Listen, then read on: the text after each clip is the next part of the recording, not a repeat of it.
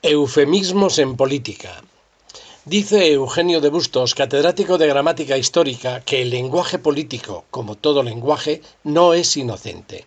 Intenta siempre de alguna manera mover al lector u oyente en una dirección determinada, manipular nuestra conciencia. En su obra 1984, Orwell mantiene que los conceptos relacionados con el omnipresente y vigilante gran hermano, con la notoria habitación 101, con la ubicua policía del pensamiento y con la neolengua, se reduce y se transforma en léxico con fines represivos, basándose en el principio de que lo que no forma parte de la lengua no puede ser pensado. Este retorcimiento del lenguaje es el que va generando una nueva forma de comunicación entre los ciudadanos con resultados diferentes según el tramo de escalera en que se encuentren unos u otros, desembocando en lo que podemos denominar sociedad orwelliana, una sociedad donde se manipula la información y se practica la vigilancia masiva y la represión política y social. Ya hemos llegado con estos pasos al tema de hoy, los eufemismos.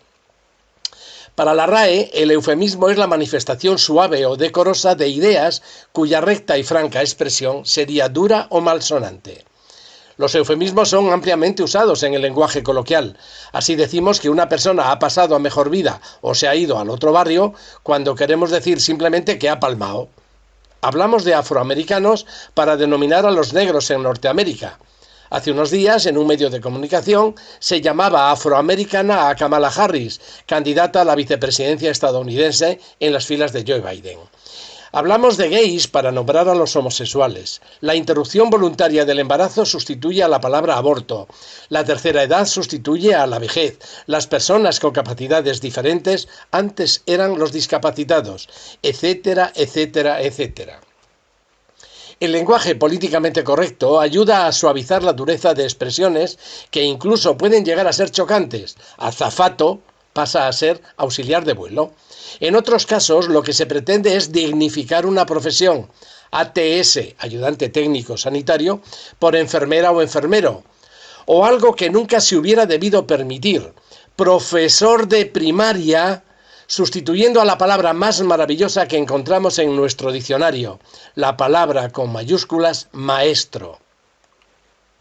Si en este país hay un gremio especialmente subido de humos y que en el argot cubano se tira los pedos más altos, ese es el de los arquitectos. Pues bien, ahora el aparejador de toda la vida pasa a ser arquitecto técnico.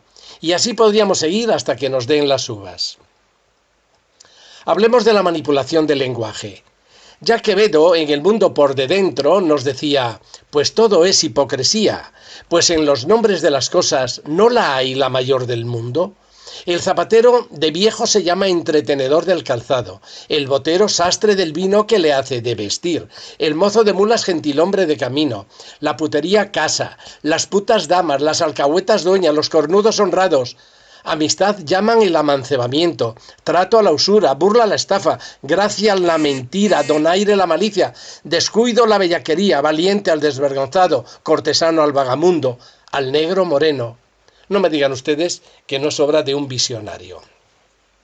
¿Y qué decir del lenguaje político como tercer mundo por países pobres, la de procedimiento de ejecución hipotecaria por desahucios o la de externalización de los servicios públicos por privatización?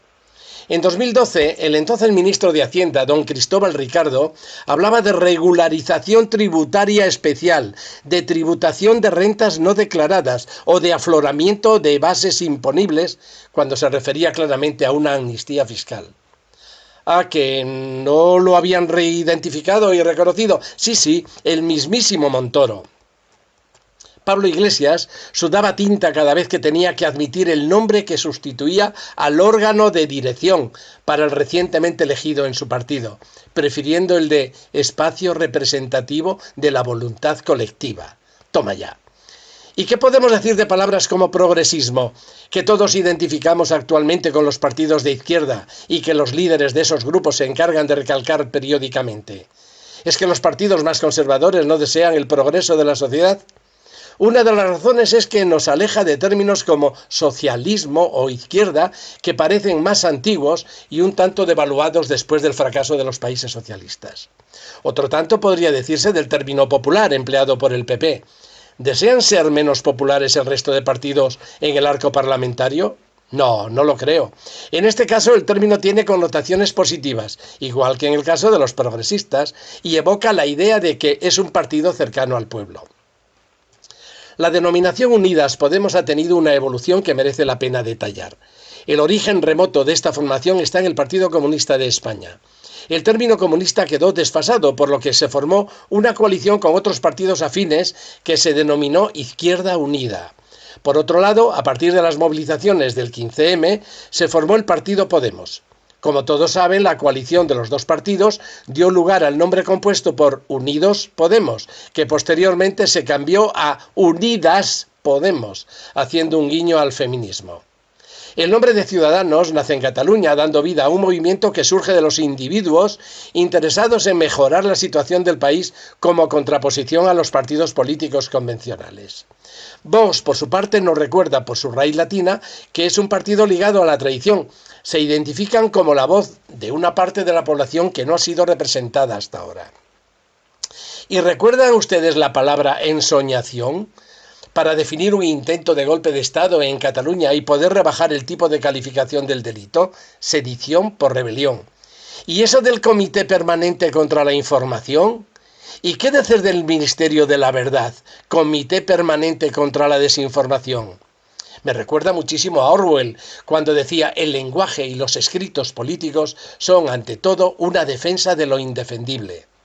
¿Saben ustedes cómo se enmascaran las deportaciones y purgas de los opositores políticos en Rusia?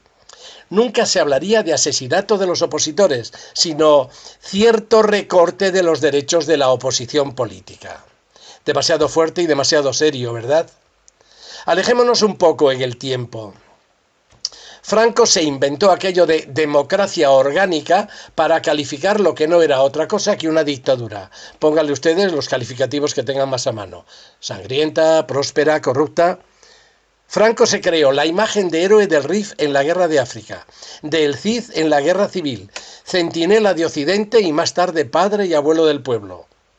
Aznar usó el término Movimiento de Liberación Vasco porque a la hora de negociar, lo de ETA es solo para quien no lo hace contigo o pone pegatinas en los portales.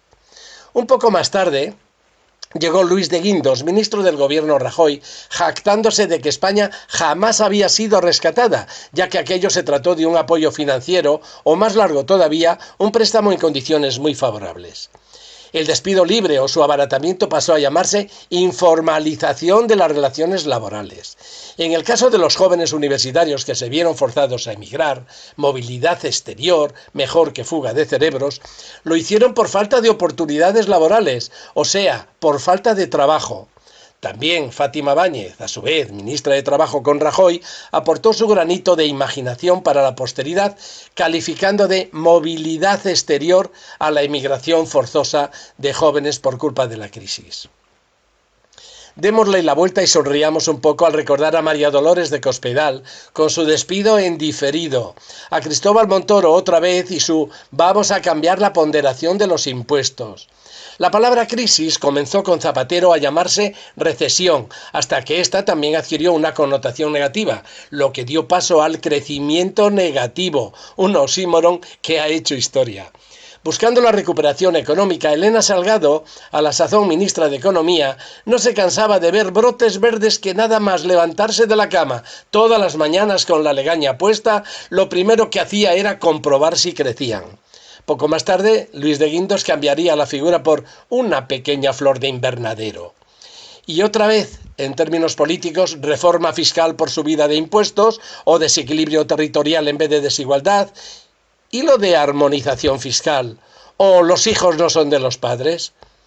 Pedro Sánchez, dirigiéndose a Pablo Iglesias, para no mencionar la ideología extrema izquierda de Podemos. Se ha perdido una oportunidad histórica para que un partido a la izquierda del PSOE entrara en el gobierno de España.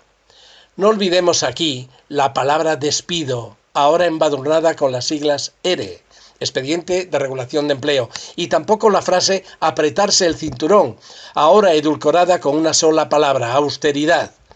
A este respecto, el expresidente francés Hollande prefiere en 2017 hablar de poner en el lugar correcto a las finanzas públicas. Un poco de salsa rosa. La infanta Elena y Marichalar tampoco se separaron, pues lo suyo fue un cese temporal a la convivencia. Muy sonada fue la salida del expresidente norteamericano Clinton, cuando admitió haber fumado marihuana, pero que nunca la había inhalado. Y ahora unas frases curiosas de Luis Arroyo, rector honorario de la Universidad de Castilla-La Mancha. La única encuesta que vale es la de las urnas. Traducción, vamos a tener un resultado de mierda. Otra, todos estamos ahora remando en la misma dirección y apoyando a nuestro líder. Líder, vete preparándote que te vas a ir a tomar viento a la farola. Otra más, yo no pienso en mis intereses o en los del partido, sino en los intereses de los ciudadanos. ¿Verdad que sí? Todos nos lo creemos a pies juntillas. Aquí no hablamos de sillones, sino de solucionar los problemas de los ciudadanos. A esto lo llamo yo generosidad extrema. Solo dos frases para terminar, también de George Orwell. El lenguaje político está diseñado para lograr que las mentiras parezcan verdades y el asesinato respetable, y para dar una apariencia de solidez al mero viento. Si el pensamiento corrompe el lenguaje también puede corromper el pensamiento.